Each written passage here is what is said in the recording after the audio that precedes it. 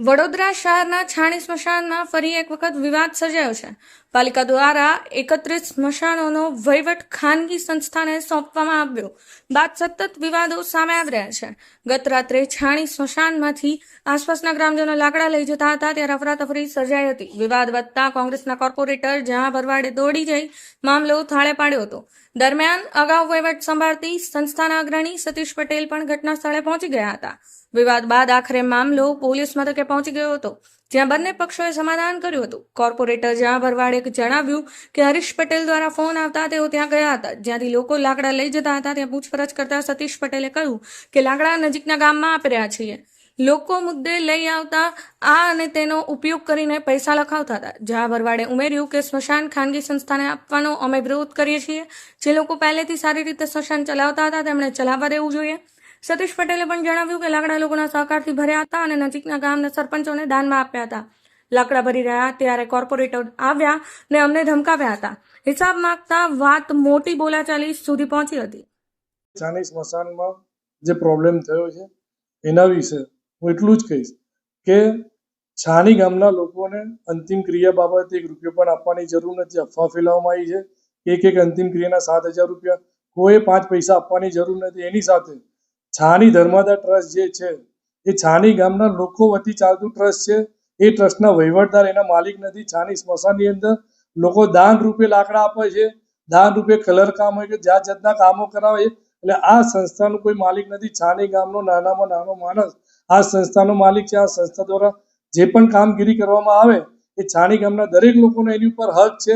બીજી વસ્તુ કે સતીશભાઈ દ્વારા આક્ષેપ કરવામાં આવે છે કે કોન્ટ્રાક્ટરની જો મિલીભગતથી આ લોકો વિરોધ કરવા, ભાઈ તમારી સરકાર ભાજપ સરકારે નિર્ણય લીધો છે, કોંગ્રેસના કોર્પોરેટરોએ આનો વિરોધ કરેલો છે ને આજની તારીખમાં પણ વિરોધ કરે છે. તમારામાં તાકાત હોય તમારા પાર્ટીનો વિરોધ કરીને બતાવો તો તમને ખબર પડે કે તમારી પાર્ટીની અંદર ખોટું થતું હોય પણ કોઈની બોલવાની તાકાત નથી. વડોદરા શહેરના લોકોને નુકસાન થતું એવા નિર્ણય જ્યારે લેવામાં આવે છે તોય ભાજપના લોકો ચૂપ બેસે છે. એટલે હું મારા વિસ્તારના લોકોને એક જ વાત કહેવા માંગુ છું, આ જે લાકડા આજુબાજુના ગામમાં આપેલા છે એનો સૌથી પહેલો હક છાણી ગામના લોકોનો છે. અમારી બીજી માંગણી એવી હતી કે ભાઈ પ્રાઇવેટ કોન્ટ્રાક્ટરને આપેલું હોય તો આ જે લાકડાનો ભાવ નક્કી કરીને આ લાકડાના પૈસા આપણા છાણી ગામના ટ્રસ્ટમાં લઈ લેવા જોઈએ, ના કે બીજા ગામના લોકોને એને ફાયદો કરાવવો જોઈએ. એટલે આ જે મનસ્વીવાળો જે નિર્ણય કર્યો છે પોતાના ઈગોના સેટિસ્ફેક્શન માટે, એ ખરેખર છાણી ગામના લોકો માટેનું મોટું નુકસાન છે. એટલે આવા નિર્ણયનો અમે આજે નહીં ભવિષ્યમાં પણ આવો નિર્ણય થશે તો વોર્ડ નંબર 1ના કોર્પોરેટર તરીકે અમે વિરોધ કરતા રહીશું. સતીશભાઈ, ગઈકાલે રાત્રે જે પ્રકારે સ્મશાન ગૃહના લાકડા ખસેડવા બાબતે કાઉન્સિલરો સાથે વિવાદ સર્જાયો હતો, શું હતો સમગ્ર મામલો અને હવે શું સ્થિતિ છે? ગઈકાલે કોર્પોરેશને પહેલાં 31 સ્મશાનોનો વહીવટ કોન્ટ્રાક્ટરોને આપી દીધો. અહીંયા બોર્ડ મારી દીધું. અમે વહીવટ કરતા હતા 40-50 વર્ષથી. એમને બહુ થોડુંક દુઃખ લાગ્યું કે ભાઈ અમે આ મંદિર જેવું સ્મશાન આજે રાખીએ છીએ. અઠવાડિયે અમારા છોકરાઓ ધોવાવે છે, સુંદરકાંડ થાય છે, શિવજીની પૂજા થાય છે. એટલે મંદિરથી બી ઊંચું સ્થાન અમે આને આપ્યું છે. ગઈકાલે અમે બેઠા હતા, વહીવટ લીધું એટલે અમારાથી તો બોલાય ના. ભાઈ કોર્પોરેશને એમની માલિકી છે પણ આ બધું બનાવ્યું હતું અમે ગામના સહયોગથી. 1 રૂપિયો કોર્પોરેશનનો નહીં અને અમે એમની બગદોય નહીં કરતા. એમને પણ સાથ સહકાર આપે ચલાવવા માટે. ગઈકાલે અમે ત્યાં બેઠા હતા, અમારા ટ્રસ્ટીઓ 10-12 જણા, અને 25 દિવસની સમસ્યા ચાલુ કે ચલો ભાઈ આપણે થોડી વિઝિટ કરીએ, સેવા બરાબર મળે છે કેમ. ચાલતું હતું, લાગ્યું કે 25 દિવસમાં 18 બોડી ગઈ. આ 18 બોડીના લાકડા આપણા વપરાયા, છેલ્લા દાડાની કીટ બધું અમારું વપરાયું. મેં કોન્ટ્રાક્ટર તો રૂપિયા લઈ જવાનો, એ તો સ્વાભાવિક વસ્તુ છે લેવાનું. એટલે અમને એવું લાગ્યું કે ચાલો આ પાપ થાય છે અમારાથી. સાધન સામગ્રી આપણી, અમારી પ્રજાના પૈસા અને આ ગેરવહીવટ થઈ રહ્યો એવું લાગે છે. બધાએ નક્કી કર્યું કે આપણે આજુબાજુ ગામમાં આજે 4,000 મણ લાકડા, 50 ટ્રેક્ટર જેટલા લાકડા, આટલા મોટા લાકડા આજુબાજુ 10 ગામમાં આપણે આપી દઈએ. તો ગઈકાલથી ટ્રેક્ટર સવારથી સાંજ લગીને ભરાતા હતા. હવે રાતે 9 વાગે બંને કોર્પોરેટર કેમ આવ્યા, શા માટે આવ્યા, એમનો સ્વાર્થ શું હતો એ જ ખબર નહીં. આજ દિન સુધી આ કોર્પોરેટર સ્મશાનમાં 4.5 વર્ષમાં કોઈ જોવા નહીં આવ્યા. એક લાકડું નહીં નાખ્યું, કોઈ સેવાના રૂપિયા પાવતી નહીં લખાય.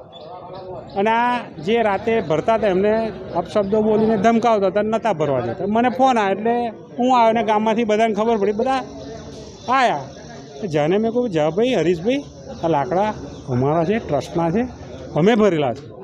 તો કે પ્રજાના પૈસા. મેં કહું મને કે હિસાબ આપો તમે. મેં કહું ભાઈ તું મારો હિસાબ માગનારો કોણ ભાઈ? મેં કહ્યું ને પ્રજાના પૈસા તારીખન પાવતી તો લાય ને. આ પાવતી હું લાવે તમને બતાવું. 1000 રૂપિયા અમે લઈએ છીએ. આ લાકડા અમે 12 થી 14 મણ જેને જેટલા આપીએ.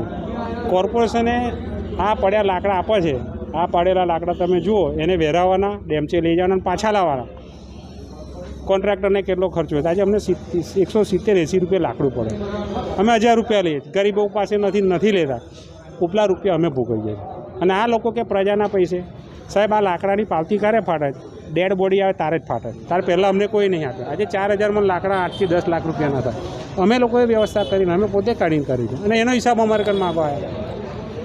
પણ પછી ખબર પડી કે રાતે આવ્યા કોન્ટ્રાક્ટર જોડે સાઠગા એવું લાગ્યું. કારણ કે 4000 માં લાકડા 4000 બોડી ભરે એના રૂપિયા કેટલા થાય અને રૂપિયા કોન્ટ્રાક્ટર લઈ જાય એ લોકોને મંજૂર નહોતું.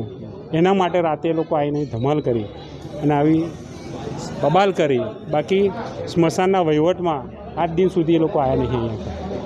ને રાત્રે આવવાનું કારણ શું? ધારો કે હોય તો અધિકારીને મોકલે. કોર્પોરેશનના અધિકારીએ સ્મશાન આપ્યું છે, એમને તો ખરીદી લીધું, કોર્પોરેટે ખરીદી લીધું છે. અમને પૂછે તો અમે જવાબ આપો તેમને. પણ એન પ્રકારે પોતાનો સ્વાર્થ પૂરો કરવા માટે એ લોકોએ કાલે રાતે મગજમારી કરી દીધી.